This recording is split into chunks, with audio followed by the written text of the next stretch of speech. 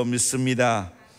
여호와를 나의 목자로 모신 자의 복, 여호와를 나의 목자로 모시는 자의 복이라는 제목으로 함께 은혜 받기를 원합니다.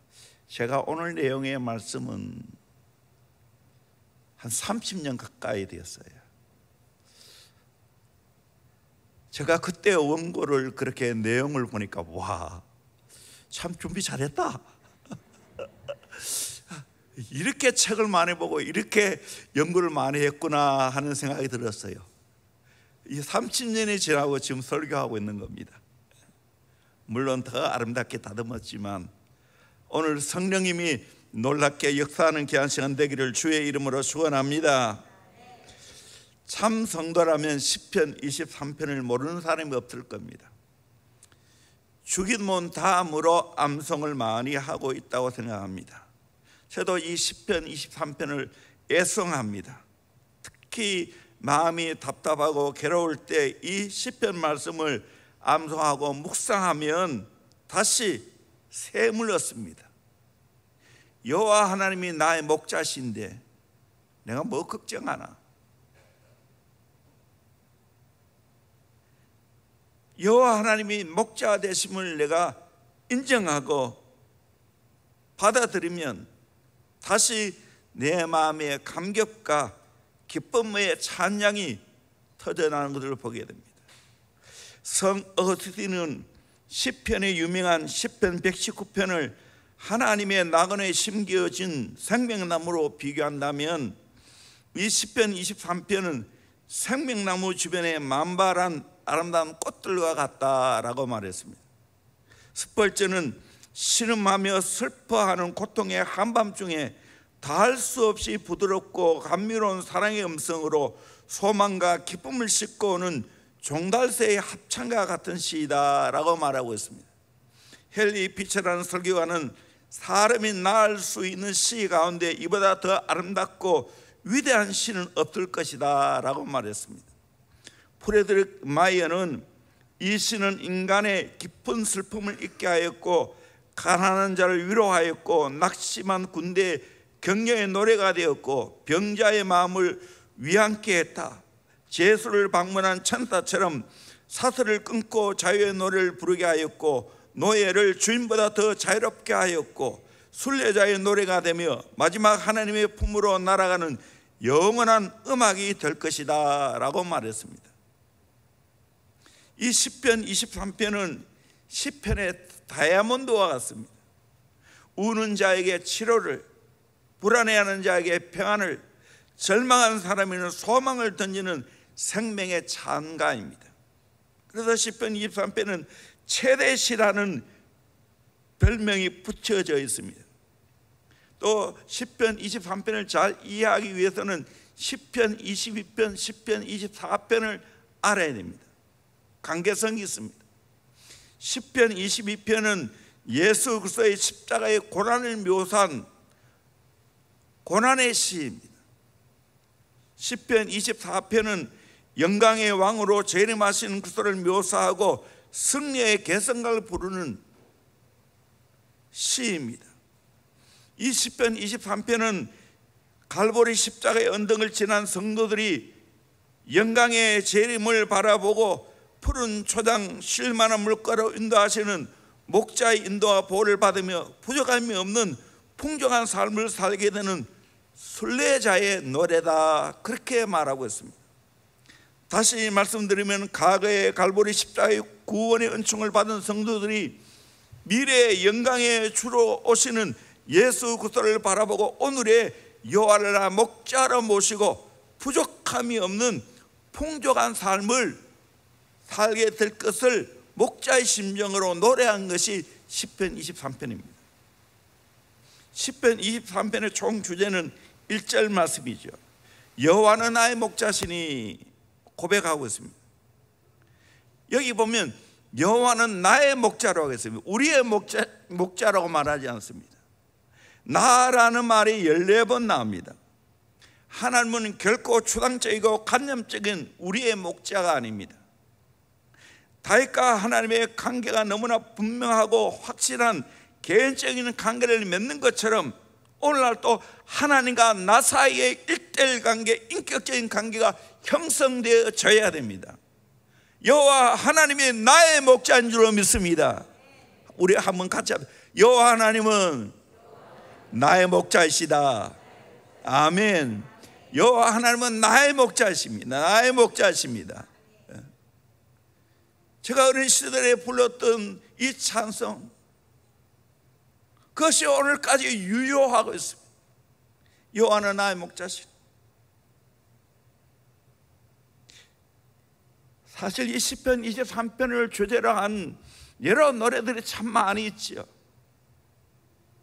주는 나의 좋은 목자, 나는 그의 어린 양, 철을 따라 꼴을 먹여주시니 내게 부족함 전혀 없더라. 영어로 보면 Yes, the Lord is my good shepherd, I the lamb with his care라고 되어 있습니다. 하나님이 나의 좋은 목자가 되면 만사가 Yes라는 거예요. 그분이 돌보시기 때문입니다. I shall not he in want, 더 이상 원하는 것이 없다는 거예요. 주보를 만들면서 사함을 보는 자매가 목사님에게 줄 설교 제목을 물었습니다. 그래서 목사님이 여호와는 나의 목자시니라고 말해 주었습니다. 자매님이 그 뒤에 더 없습니까? 물었습니다. 목사님이 여호와는 나의 목자시니라고 하면 되었지, 그 뒤에 무엇이 더 필요해? 라고 말했습니다. 주일날 목사님은 주보를 보면서 깜짝 놀랐습니다. 여호와는 나의 목자시니 끝나는 게 아니에요. 무엇이 더 필요해? 덧붙였습니다. 아무리 가만히 다 읽어봐, 여호와는 나의 목자시니 무엇이 더 필요해? 여호와 하나님은 나의 목자인데 무엇이 더 필요합니까? 더 필요 없지요. 진짜 이걸 고백하면 여호와 하나님이 나의 목자시라면 더 필요한 것이 없어요. 없어요. 없어요. 없어요.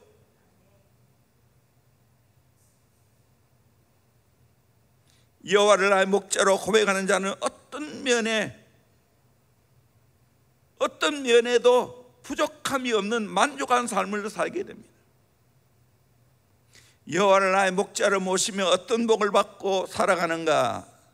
첫째는 푸른 초장 쉴만한 물가로 인도함을 받는 복을 받습니다. 2절에 그가 나를 푸른 풀밭에 누이시며 쉴만한 물가로 인도하시는다. 이스라엘 백성들은 옛날부터 유목민으로서 양과 가축을 치며 살았습니다. 지금 또 성지순례를 가보면 베두인 족속들이 메마르고 상방한 산야에서 양을 치는 모습을 볼 수가 있습니다. 지형적으로 이스라엘에는 목초지가 그리 넓지 못하고 쉴만한 물가도 찾기가 어렵습니다. 그렇기 때문에 목동들은 계속적으로 양떼를 몰고 푸른 초장을 찾아 쉴만한 물가를 찾아 다녀야 합니다. 양들은 목자의 도움 없이는 살아갈 수가 없습니다. 푸른 풀밭에 누우신다고 했는데 양들은 세 가지가 만족하지 않고는 절대로 푸른 풀밭에 눕지를 않는다는 거예요. 첫째로는 소심하기 때문에 두려움에서 해방되기 전에는 눕지 아니합니다. 둘째로 다른 양과 알력이나 마찰에서 해방되지 않으면 눕지를 않습니다. 셋째로 배고픔에서 해방되지 않으면 눕지를 않습니다. 결국 푸른 풀밭에 누웠다는 이 말은 이 세 가지가 다 만족했다는 거예요. 두려움도 해결되었고 갈등도 해결되었고 배고픔도 해결되었기 때문에 푸른 풀밭에 눕는다는 사실입니다. 또 목자는 양들이 목이 가라면 쉴만한 물가로 인도해서 물을 먹입니다. 양들은 아무리 목이 말라도 흐르는 물은 본능적으로 들어옵니다. 털이 많아서 털에 물이 묻으면 무거워서 물에 깔아앉기 때문에 들어 떨며 흐르는 물을 물끄러미 바라보기만 합니다. 그때 목자는 돌을 골라내고 지팡이와 막대기로 흐르는 물을 막아 물이 잔잔해지도록 만듭니다. 그때 양들은 잔잔한 시냇물을 마신다는 사실입니다. 목자가 이처럼 양의 깊은 사랑과 배려로 풍성한 꼴과 맑은 물을 마시게 하듯이 오늘 목자 되시는 하나님은 우리를 이렇게 나의 피로를 다 채워주신다는 겁니다. 과거 이스라엘의 백성들의 목자였습니다. 이스라엘 백성들이 출애굽해서 가나안으로 인도하기까지 메마른 광야에서 40년 동안 구름기둥 불기둥으로 인도하셨습니다. 보호하셨습니다. 만나와 메추라기를 먹이셨습니다. 반석에서 물을 내어서 마시게 했습니다. 옷이 헤어지지 않고 신발이 떨어지지 않도록 모든 필요를 다 공급해 주시는 기적이 있었습니다. 그 좋은 목자는 오늘날도 동일하십니다. 예수님이 우리에게 가르쳐 주셨죠. 공중에 나는 새를 보라고, 들의 백합화를 보라고. 그들은 심지도 않고 거두지 않지만 하나님이 그들을 다 먹이신다고. 오늘 있다가 내일 아궁이에 던지는 들풀도 하나님이 이렇게 입히시는데, 보잘것없는 새 한 마리도 이렇게 먹이시는데, 하물며 내 사랑하는 자녀인 너희들을 입히시고 먹이지 않겠느냐. 너희는 그의 나라와 그 의를 구하면 이 모든 것 더해 주신다. 그렇게 주님은 말씀해 주셨습니다. 조지 물러가 수많은 과를 먹여 기르면서 단 한 번도 사람에게 부족함을 호소하지 않았습니다. 하나님을 바라보고 기도했습니다. 조지 물러는 하나님을 믿었습니다. 하나님은 고아의 아버지시고 과부의 재판장이라는 걸 믿었습니다. 좋은 목자 되심을 믿었기에 그는 거룩한 배짱이 있었고 하나님을 신뢰하는 마음이 있었습니다. 거기에 대한 여러 가지 에피소드는 참 많이 있지요. 그 결과 하나님은 한 번도 조지 물러를 실망시키지 않고 3,000명 이상의 고아를 먹을 수 있는 능력을 주셨습니다. 허드슨 텔러가 선교부에서 선교비를 끊고 본국으로 돌아오고 명령했을 때 기도하는 가운데 하나님이 중국 선교를 기뻐하신다는 걸 알았습니다. 그는 담대하게 중국 내지에 들어가 중국 내지 선교회를 통해 내지 선교를 이루었습니다. 지금 그 선교회가 지금 OMF 선교회로 바꾸었죠. 그들의 심벌이 기도의 손입니다. 지금까지 이 선교의 원칙은 절대로 부족해도 사람들에게 구하지 않는다는 거예요. 선교하면 하나님의 필요를 다 채워준다는 믿음이 있습니다. 제가 여러 책들 중에 이 허드슨 테일러가 쓴 전기를 읽으면서 정말 감동을 많이 받았습니다. 이것도 아마 우리 필독서로 나간 적이 있는데, 여러분 아직까지 그 책을 읽어보지 못했다면 한번 읽어보십시오. 하나님이 선한 목자심을 고백하고 하나님의 인도를 받고 선교 사역을 잘 감당하십니다. D.L. 무디가 만족이란 소유가 많아짐에 있는 것이 아니라 욕망이 적어짐에 있다. 허황된 욕심을 버리면 늘 만족 가운데 살 수 있다. 참 만족은 소유가 많아진 데 있지 않다는 거예요. 욕심, 욕망이 점점 적어질 때 만족이 있다는 거예요. 알렌 박사가 이렇게 말했습니다. 있는 것을 족하게 여기는 연습을 하라. 적은 소득이라도 조금씩 저축하며 살아라. 꿈과 모험을 잃어버리지 말라. 될 수 있는 한 많은 친구를 사귀라.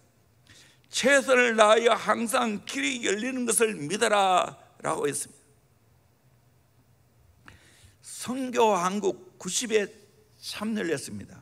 그때 집사람하고 여러 청년들이 같이 참석했는데 벌써 세월이 30년이 지났어요. 참 빨리 세월이 지나갔다는 생각이 듭니다.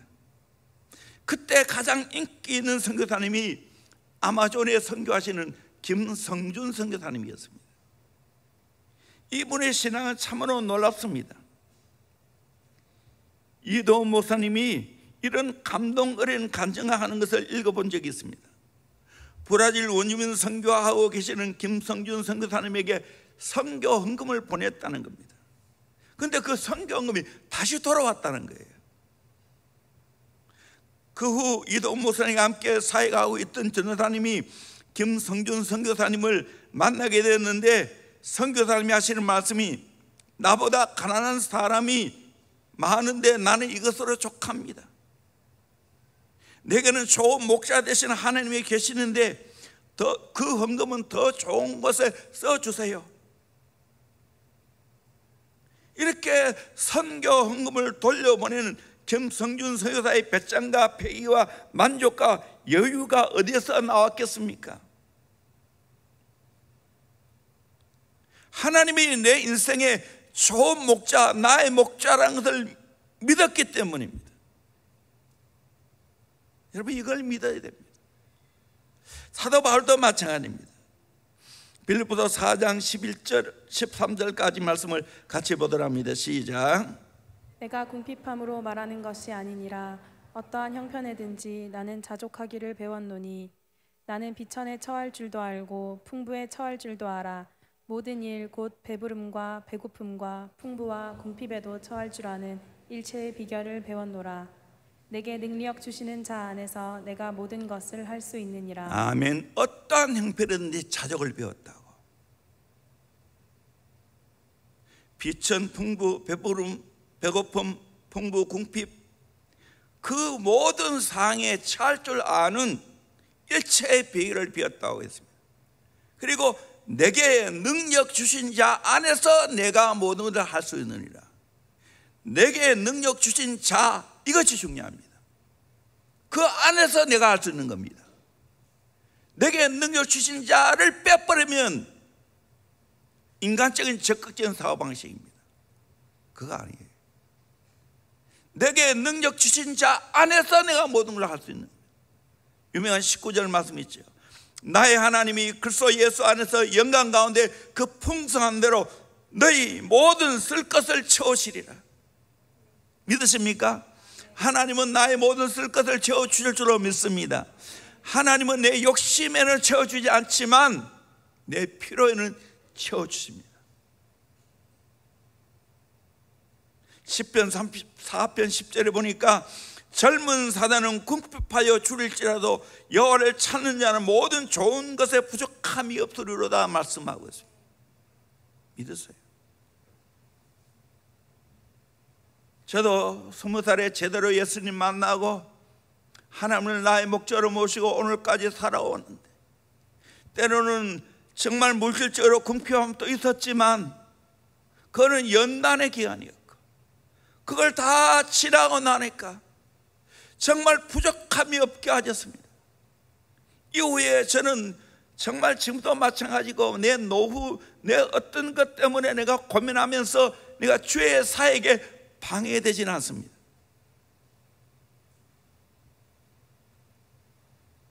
여러분, 여호와 하나님은 나의 목자이신데 하나님이 일용할 양식을 주지 않겠어요? 어린 자녀, 정상적인 부모님이라면 굶기겠어요? 좋으신 아버지는 나에게 필요한 것 다 주십니다. 부족함이 없이 넘치게 하십니다. 우리 교회도 마찬가지예요. 정말 꼭 필요한 거 하나님이 다 주셨습니다. 앞으로도 마찬가지일 겁니다. 하나님은 우리 교회에 필요한 모든 걸 채워주시는 은혜가 있을 줄로 믿습니다. 두 번째로, 자기 이름을 위하여 의의 길로 인도하시는 복입니다.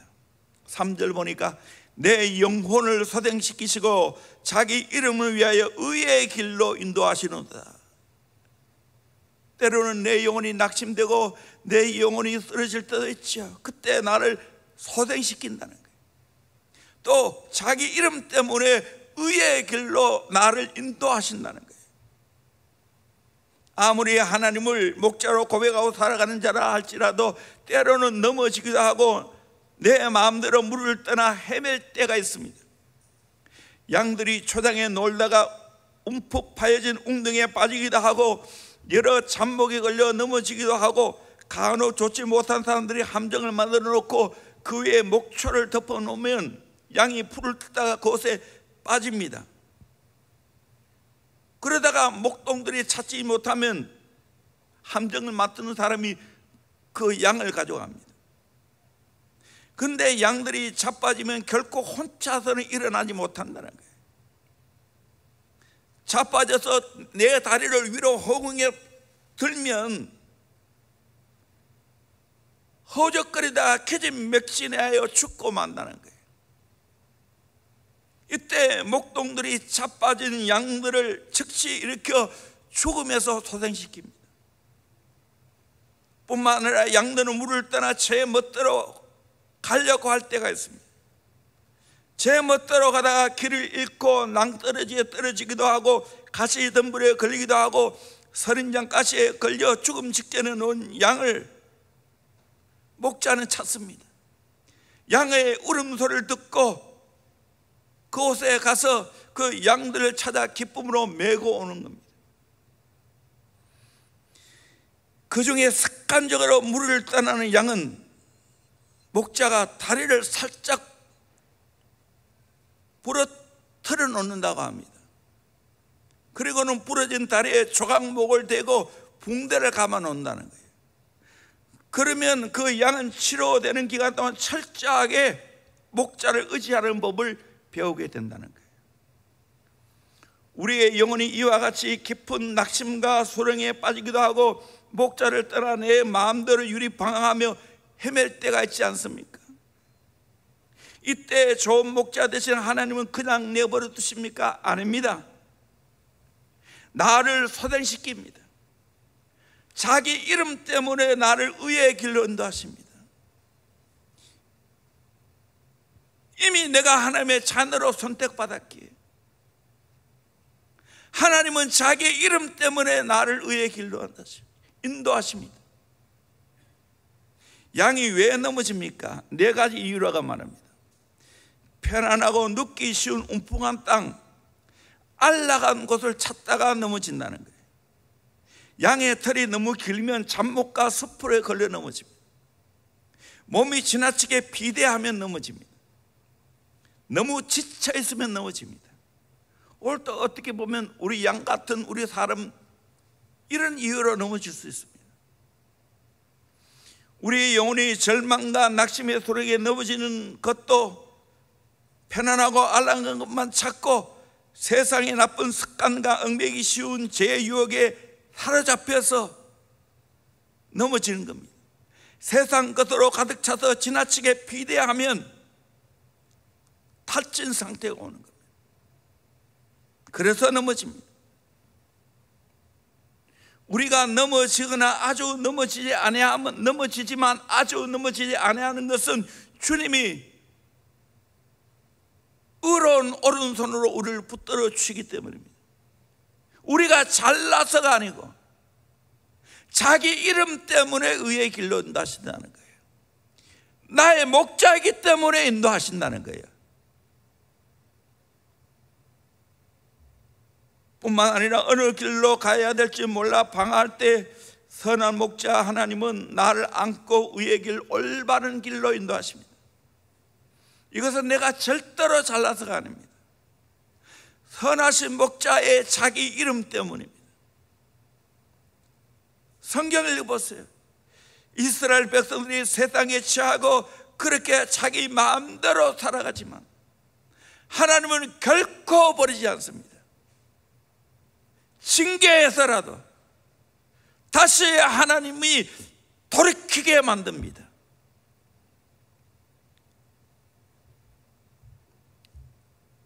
여러분은 권해드립니다. 제가 어제 화요일날 9시간 기도하니 너무 좋았어요. 여러분 이번 휴가 기간 동안에 우리 가족과 함께 9시간 기도 한번 해보세요. 새벽에 2시간, 오전에 9시부터 11시까지, 오후에 2시에서 5시까지, 또 저녁에 8시부터 10시까지 한번 기도해 보세요.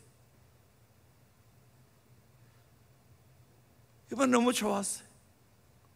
저도 내 개인적으로 이 기도 기간 동안에 짬을 내서 소선지서를 다 읽었습니다.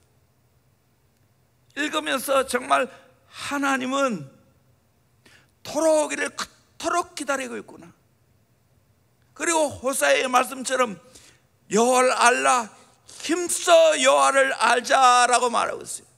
돌아와서 우리가 해야 할 일은 하나님을 제대로 알아야 되는 겁니다. 하나님의 나의 선한 목자이심을 여러분이 제대로 알기를 주의 이름으로 축원합니다. 이번에 그런 은혜를 받기를 주의 이름으로 축원합니다. 아까도 예수 나를 오라 하네 이 찬송을 불렀는데, 나는 이 찬송을 부를 때마다 목이 메여요. 참 짠합니다. 하나님이 나를 불러주시는 찬송이에요. 예수 나를 오라 하라, 예수 나를 사대를 보면 많은 영광 보여주며 나와 함께 가시네, 나와 함께 가시네. 세월이 40년이 훨씬 넘었잖아요. 정말 하나님이 나와 함께 하셨고 많은 영광 보여주셨어요. 하나님은 신실하세요. 그리고 또 찬송 하나는 나의 갈 길 다가도록, 결혼식 때 반드시 이 찬송 부르죠. 이거 참 의미가 있어요. 우리 같이 한번 불러보도록 하겠습니다. 나의 갈 길 다가도록 예수.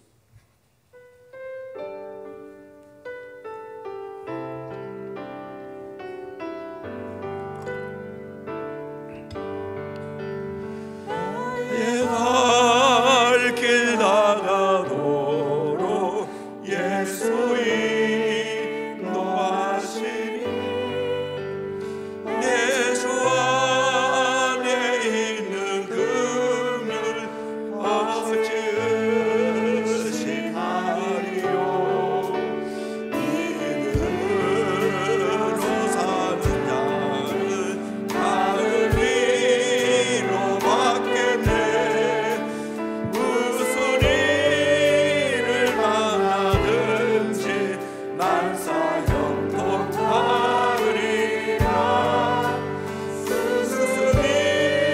일을 만나든지 난 사형통하리라.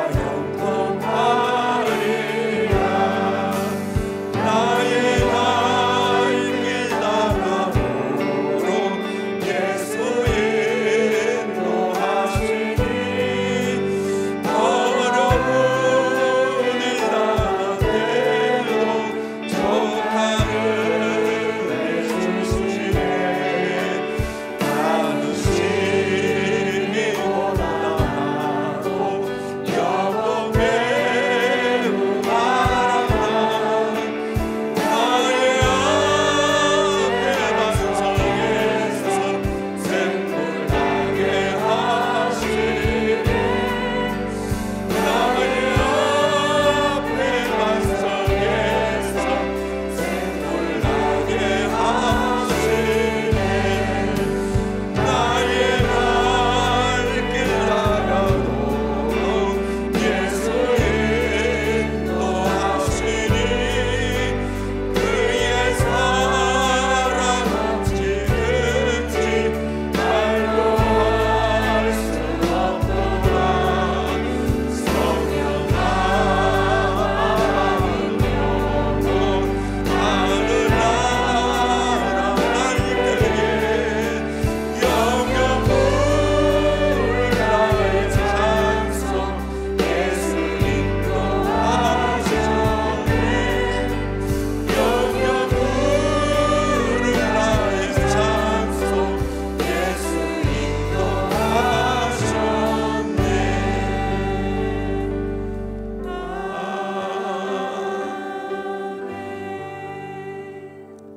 나의 갈 길 다가도록 예수 인도하시니 내 주 안에 있는 긍휼 어찌 의심하리요. 믿음으로 사는 자는 하늘 위로 받겠네. 무슨 일을 만나든지 만사 형통하리라. 나의 갈 길 나가도록 예수 인도하시니 어려운 일 당한 때도 족한 은혜 주시네. 나는 심히 고단하고 영혼 매우 가라나 나의 앞에 반석에서 샘물 나게 하시네. 나의 앞에 반석에서 샘물 나게 하시네. 나의 갈 길 나가도록 예수 인도하시니 그의 사랑 어찌 큰지 말로 할 수 없도다. 성령 감화 받은 영혼 하늘나라 갈 때 영영 부를 나의 찬송 예수 인도하셨네. 영영 부를 나의 찬송 예수 인도하셨네. 그렇습니다. 돌아보니까 어려운 시대도 많았고 정말 힘든 그 시대에도 주님이 나를 인도하셨고 대형교를 인도하셨고 이 나라 이 민족을 인도하신 줄로 믿습니다. 앞으로도 인도하실 줄로 믿습니다. 우리가 잘나서가 아니에요. 자기 이름 때문에 우리를 의의 길 올바른 길로 인도하실 줄로 믿습니다. 이걸 믿으시기를 주의 이름으로 축원합니다. 세 번째로 함께하고 안위함을 받는 복입니다. 4절에 내가 사망의 은칙한 골짜기로 다닐지라도 해를 두려워하지 않을 것은 주께서 나와 함께 하심이라. 주의 지팡이와 막대기가 나를 안위하시나이다 라고 말합니다. 안위라는 말은 평안과 위로를 말합니다. 현대의 성경은 안심말이라, 공동번역은 걱정할 것 없으리라 라고 말했어요. 사망의 없이는 골짜기에 다닐 때 해를 두려워하지 않을 것은 그때 주께서 나와 함께 하신다고. 주의 지팡이가 막대기가 나를 안위한다 라고 말하고 있습니다. 양들은 보통 해발 600m 이상 되는 곳에 키우는 것이 정상이라고 합니다. 그 이유는 양은 털이 긴 짐승이기 때문에 더위에 약합니다. 낮은 곳에는 체질상 감당이 안 됩니다. 그렇기 때문에 여름이 되면 될수록 더 높은 곳을 찾아 올라갑니다. 이유는 높은 산의 온도가 올라가면 눈이 녹고 그곳에 좋은 초장이 생기기 때문입니다. 목재가 시원하고 좋은 초장이 있는 높은 곳을 향해 양떼를 끌고 가기 위해서는 험준한 계곡을 지나야 하고 햇빛이 가려 한치 앞을 내다볼 수 없는 사망의 엄청난 골짜기를 반드시 통과해야 합니다. 이곳은 굶주린 늑대와 뱀이 도사리고 있기도 하고 잘못 발을 디디면 깊은 낭떠러지에 떨어질 수 있습니다. 양들이 이 좁고 어둡고 험한 길을 지나려 가려고 하니까 서로 부딪히기도 하고 덥기도 하고 짜증도 납니다. 그렇지만 이 사망의 엄청난 골짜기를 무사히 통과하고 난 후에 높은 산에 올라오니 시원한 산들바람이 불어오고 금방 올라온 새싹들이 가득 찬 초장을 바라보게 됩니다. 그제서야 양들은 목자가 사망의 엄청난 골짜기를 통과하게 된 이유를 깨닫게 됩니다. 하나님의 양인 우리의 인생도 마찬가지입니다. 때로는 사망의 엄청난 골짜기를 통과할 때가 있습니다. 좋은 목자 되신 하나님이 왜 나를 이런 공공한 곳으로 인도하십니까? 남이 겪지 않은 고통과 오해의 깊은 골짜기를 통과해야 합니까? 철학자 러셀이 말한 것처럼 우주를 정복하는 놀라운 힘을 가진 것 같은 인간이지만 때로는 자기 몸 하나를 가누지 못해서 밤에 잠을 자도 못하는 것이 우리의 연약한 인생이 아닙니까? 그러나 여호와 하나님을 나의 목자로 고백하는 자는 이런 사망의 엄청난 골짜기 가운데서도 진정한 하나님의 안위가 있다는 겁니다. 그 이유는 목자 대신 하나님이 함께하기 때문입니다. 내가 사망의 엄청난 골짜기를 통과할 때 세상 사람들은 다 나를 버리고 떠나갈 수가 있습니다. 근데 선한 목자신 예수님은 나를 더 가까이 하십니다. 나와 함께 하십니다. 다니엘의 세 친구 사드락과 메사가 아벳느고가 느부갓네살 왕이 세운 금신상 앞에 절하지 않았을 때 보통보다 7배나 더 뜨거운 불못불에 던짐받았습니다. 그러나 그곳에 하나님이 함께 계심으로 머리털 하나 거들리지 않고 옷 하나 타는 냄새조차 없었습니다. 어떤 해도 그를 상하지 않게 했습니다. 오늘도 마찬가지입니다. 주님이 나와 함께 하시면 걱정이 없습니다. 우리 교회가 볼리동 천막교회 시절이 있었습니다. 그때 조 성례 목사님은 군에 가셨고 제가 21살, 22살 그때였어요. 그때 내가 주일 낮 예배 설교를 했어요. 참 지금 생각하면 21살, 2살이 뭘 했겠나 하는 생각이 듭니다. 그래서 최익수 목사님이라고 일본에 선교하시다가 오신 전문이에요. 내가 언제 집에서 사진을 한번 뒤져가지고 이분 전에 천막교회 앞에서 사진 찍은 게 있는데 참 선하게 생겼죠. 참 세월이 흘러가지고 내가 몇 년 안 했으면 이분의 나이가 되었어요. 그때 우리 천막교회 오실 때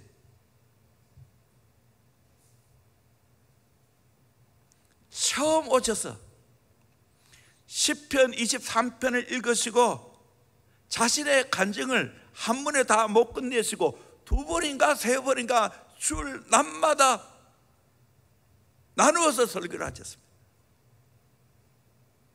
지금 또 그 내용을 어느 정도 다 기억을 합니다. 히로시마에 원폭이 떨어졌을 때 거기에 히로시마에 계셨다는 거예요. 그때 자꾸만 하나님이 감동을 주셔서 빨리 친척이 있는 곳으로 가라고 했다는 거예요. 그래서 히로시마에서 좀 떨어진 친척이 있는 곳으로 가게 되었습니다. 그때 원폭이 떨어졌어요. 직접적인 피해를 입지 않았지만 간접 피해를 받았기 때문에 원폭 피해자로 여러 가지 혜택이 있다는 이야기를 하셨습니다. 일제 치하에서 신사참배 문제 때문에 목회하시다가 목회할 수가 없어서 구두수선을 하는 구두수선공이 되었다는 거예요. 그러면서 그때도 철저하게 11조였다고. 그 당시에도 그분이 11조를 가지고 오셨는데 끝달이 10원짜리까지 11조를 하신 걸 제가 봤어요. 영천에서 목회를 하셨는데 어느 날 저녁 자꾸만 대구에 가라는 성례의 감동이 있었어요. 차는 끊어졌고 그때 지나가는 트럭을 타고 대구로 왔다는 거예요. 그날 밤 인민군이 내려와서 경찰서장과 면장을 죽이고 목사님에게 찾아왔지만 목사님이 안 계셔서 살았다는 이야기를 했습니다. 6.25 사변 때 인천 송현 성결교회를 목회하고 계셨는데 피난을 나오면서 평택인가 오시다가 자꾸만 하나님이 돌아가라 해서 돌아갔답니다. 그때 만약 더 내려갔다면 인민군에게 죽었을 것이라고. 너무나 순수하게 말씀을 전하셨어요. 이분과 함께 신방도 왔어요. 저 조성님 목사님 그 당시에 시내 육군대학에 군정병으로 근무했는데 그것까지 신방 갔어요. 근데 나중에 신방하면서 설교를 하는 그 비밀을 알았어요. 처음에는 몰랐는데 찬송을 내가 찾거든요. 찬송을 찾으면 그 찬송 밑에는 성경 구절이 있어. 그 성경 구절을 내가지고 그렇게 설교하셨던 기억이 지금 생생히 납니다. 여하튼 참 그분은 깨끗하셨어요. 그 당시에 70이 넘으셨는데 그래서 그때 내 마음이 하나님 나도 나이가 들면 최익수 목사처럼 깨끗하게 늙기를 소망합니다. 그렇게 기도를 해왔어요. 내가 그렇게 늙어가고 있는지 모르겠어요. 인간적으로는 다 자꾸만 세해져 가지요. 몸매도 마음 안 들고 그렇지만 얼굴만이라도 좀 빛이 났으면 좋겠다. 저도 이 말씀은 내 인생의 생명의 시입니다. 어린 시절 무서운 곳 갈 때마다 불렀던 찬송. 우리 같이 한번 반주가 되려고 말. 여호와는 나의 목자시 내게 부족하. 어려가지고 아는 사람 같이 한번 불러봅시다. 여호와는 나의 목자시니 내게 부족함이 없으리로다. 나로 하여금 푸른 풀밭에 눕게 하시고 잔잔한 물가로 인도하여 주신다. 좋지 않습니까? 제가 7살 때 안개에 살았지만 저 고향은 저 단밀 위중이었어요. 들판을 지나가야 되고 강을 건너가야 단밀 위중까지 갈 수 있어요. 들판을 지날 때 이 노래를 많이 불렀어요.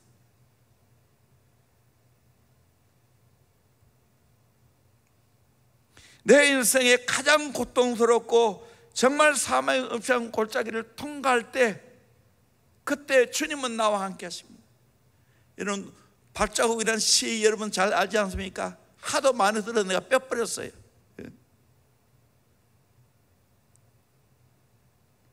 평상시에는 발자국이 2개였는데 지난 세월을 보니까 가장 내가 힘들고 어려울 때 발자국은 하나밖에 없다라는 거예요.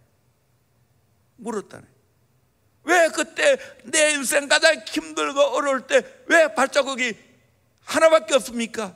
주님 발자국 어디에 있습니까? 했을 때 주님이 말했습니다. 그것은 내 발자국이야. 내가 그때 너를 얻고 갔어 라는 내용입니다. 칼빈의 제자 베자는 600번이나 죽을 뻔한 환난을 당했지만 그때마다 하나님이 함께 하심으로 살아나는 은혜를 입었습니다. 목자가 지팡이로 곁길로 가는 양을 끌어들이고 막대기로 야생 짐승으로부터 보호해 주듯이 선한 목자 되시는 하나님은 잘못된 길로 가면 나를 징계와 채찍으로 올바른 길로 갈 수 있도록 합니다. 원수고 마귀로부터 나를 보호합니다. 내 인생의 참된 성숙은 번영의 운동장에서 이루어진 것이 아니라 고난의 학교, 사망의 음침한 골짜기를 통과하면서 이루어지는 겁니다. 훗날 선한 목자가 나를 높은 곳에 올려놓고 시원한 바람을 만끽하면서 광활한 초원을 보여줄 때 아하, 내가 그때 그 어려움 당한 이유를 알았다고. 그래서 하나님을 사랑하는 자, 그의 뜻대로 부르심을 입은 자에게는 모든 것이 합력하여 선을 이루게 될 줄로 믿습니다. 여러분, 언제 하나님 만났습니까?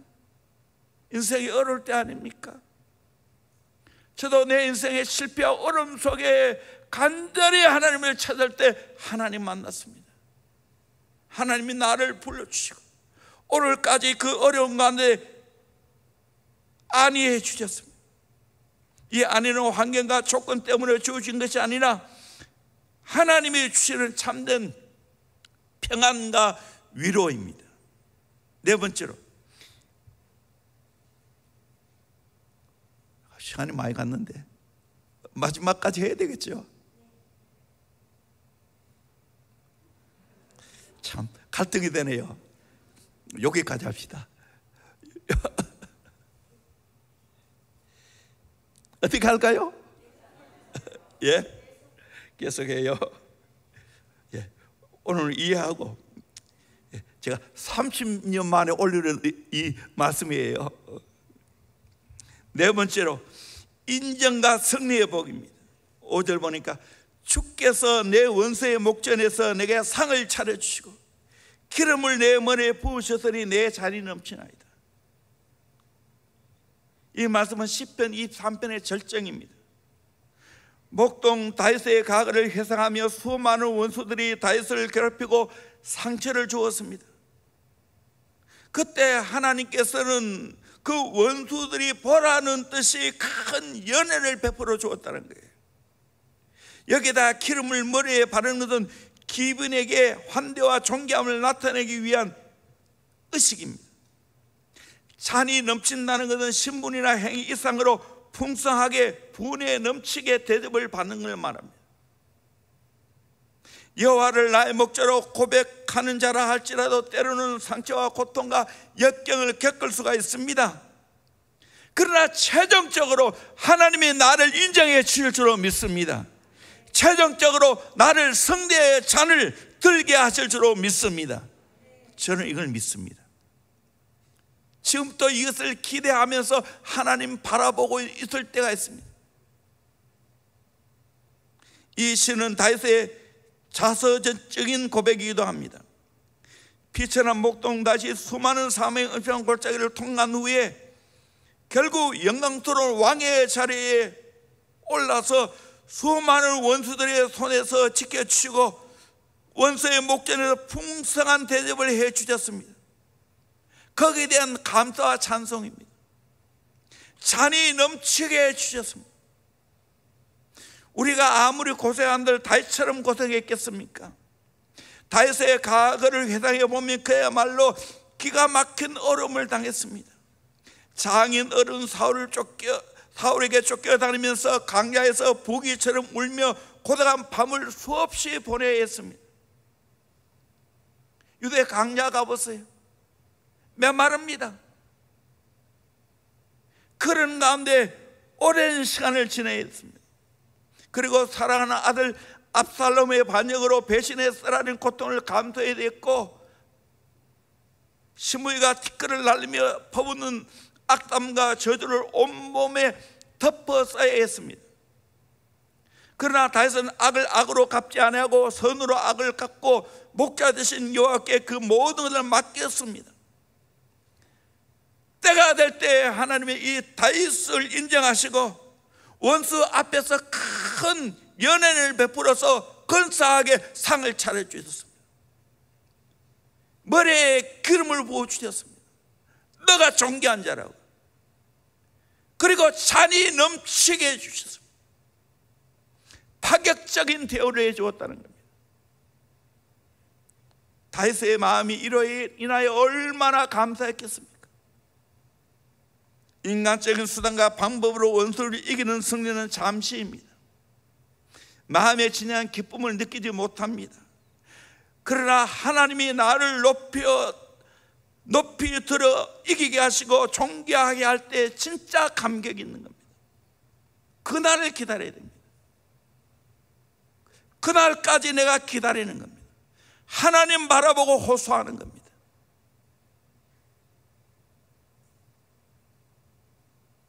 사람들이 나를 대항할 때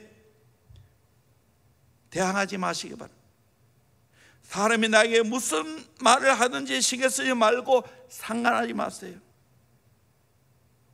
하나님이 내게 어떻게 해주는가, 하나님이 나를 어떻게 지금 바라보고 계시는가, 하나님이 나를 인정하시는가, 거기에 포커스를 맞추기를 주의 이름으로 축원합니다.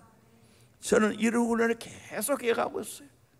우리 교회에서는 다 저를 나름 다 인정해 주고 목자로 인정하고 그렇게 대접하지만 밖에 나가면 아직 아니에요.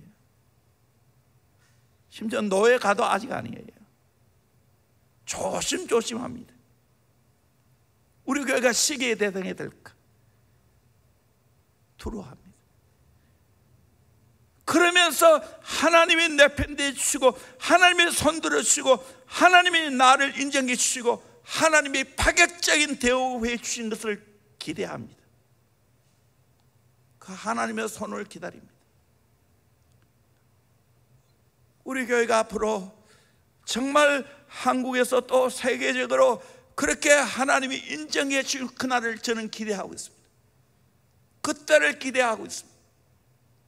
반드시 하나님이 우리 교회를 그렇게 파격적으로 대우해 주시고 인정해 주시고 승리하실 날이 오게 될 줄로 믿습니다.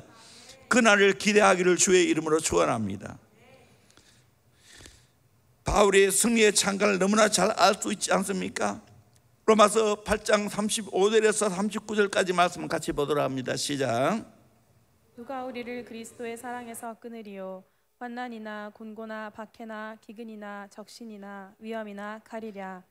기록된 바 우리가 종일 주를 위하여 죽임을 당하게 되며 도살당할 양같이 여김을 받았나이다 함과 같으니라.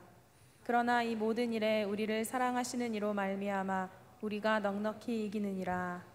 내가 확신하노니 사망이나 생명이나 천사들이나 권세자들이나 현재일이나 장래일이나 능력이나 높음이나 깊음이나 다른 어떤 피조물이라도 우리를 우리 주 그리스도 예수 안에 있는 하나님의 사랑에서 끊을 수 없으리라. 아멘. 여러분 이걸 믿으시기를 주의 이름으로 축원합니다. 세상에 그 어느 누구도 이 하나님이 나를 사랑하는 그 사랑, 주님이 나를 사랑하는 그 사랑에서 끊을 자가 없을 줄로 믿습니다. 하나님이 나를 인정하시고 파격적인 대우를 해줄 그날이 오게 될 줄로 믿습니다. 하나님의 인정받기를 주의 이름으로 축원합니다. 하나님의 손들어주는 그날이 오기를 주의 이름으로 축원합니다. 마지막 5번째로 여호와 집에 영원히 사는 복입니다. 6절 같이 한번 읽을까요? 시작. 내 평생의 선하심과 인자하심이 반드시 나를 따르리니 내가 여호와의 집에 영원히 살리로다. 아멘. 여호와를 나의 목자로 고백하는 자는 평생의 선하심과 인자하심이 뒤를 따라간다고 했습니다. 그리고 마지막 종착지인 여호와 집까지 인도하신다는 거예요. 참 멋지지 않습니까? FB 마이어 목사님은 선하심, 굿니스, 인자, 러브, 이 두 가지가 천성에 이르는 에스코트라고 했습니다. 양을 치는데 익숙한 추석가는 양을 치는 2마리의 개 세퍼드가 있다는 거예요. 그게 바로 선함과 인자하심이라는 거예요. 태양을 향하여 걷는 자에게 그림자가 따르듯이 선한 목자이신 하나님을 따르는 양의 발자취에는 주의 선하심과 인자하심이 뒤를 따른다는 거예요. 양의 발가락 땀에서 나는 진액이 있다고 합니다. 이 진액이 떨어지면 옥토가 된다고 합니다. 그래서 예로부터 양을 황금 발굽의 짐승이라고 했습니다. 성도에 걸어간 발자국 위에도 2가지가 뒤따라가야 됩니다. 선하심과 인자심. 여러분의 인생 걸어가는 발자취에 그 뒤에 따라가는 하나님의 선하심, 하나님의 인자심이 증거로 나타나 있습니까? 선하심 대신 악함이 나타나 있지 않습니까? 사랑 대신에 미움, 질투가 내 살아온 발자국, 내 살아온 발자취에 나타나고 있지는 않습니까? 내가 정말 하나님 앞에 여호와를 나의 목자로 모시고 살아가며 항상 내 뒤에는 하나님의 선하심, 하나님의 인자심이 뒤따르게 될 줄로 믿습니다. 이 증거를 남기시기를 주의 이름으로 축원합니다. 아멘. 우리 인생은 그런 발자취로 하는 거예요. 열매로 하는 거예요. 선해야 됩니다. 사람은 인자해야 됩니다. 사랑이 많아야 된다는 거예요.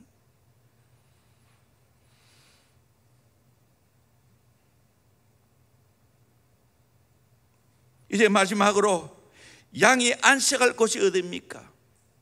푸른 초장에 눕고 쉴 만한 물가가 있는데 그것은 아닙니다. 돌아가야 할 우리가 있는 겁니다. 우리에 들어가야 쉼을 얻습니다. 아무리 즐거운 여행이라 할지라도 돌아가야 할 고향이 없다면 결코 여행을 만끽할 수가 없어요. 나그네의 생활은 고달픕니다. 고향집에 돌아가야 안식과 평안이 있습니다. 이와 같이 우리의 영혼의 진정한 안식도 저 참보장 하나님 나라 내 아버지 집입니다. 그 집에 가야 진짜 안식과 평안이 있어요. 저는 옥한 목사님 편찮으시고 마지막에 설교하실 때 그분은 하나님 나라에 대한 소망, 그것이 절절히 사무쳐 있는 것을 말씀을 들으면서 마음에 와닿습니다. 우리도 마찬가지입니다.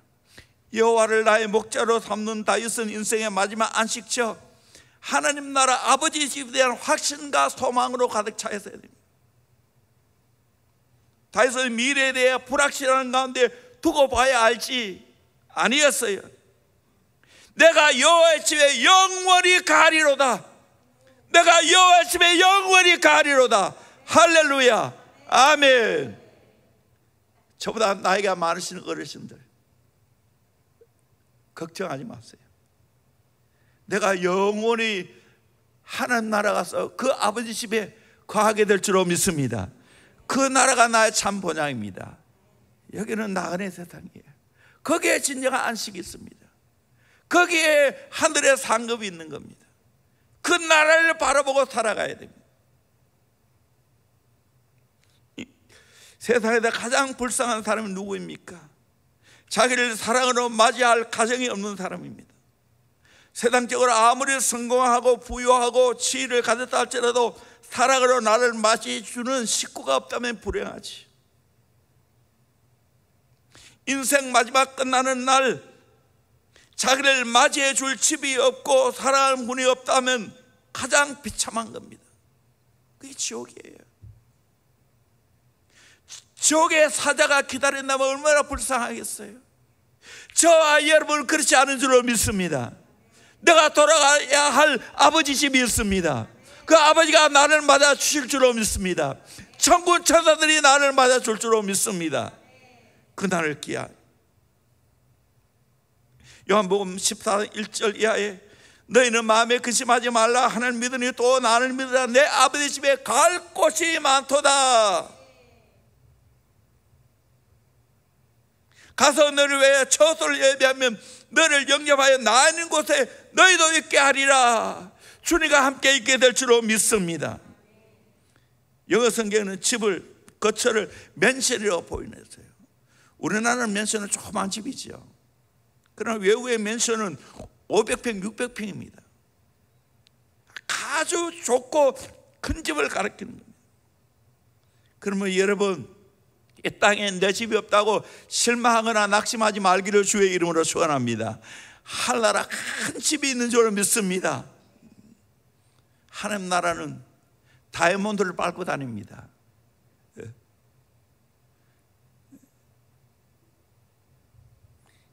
이 확신 속에 살아가는 저와 여러분이 되기를 주의 이름으로 축원합니다. 너무 오래 했군요. 죄송합니다. 참 찬송도 부를 것도 많은데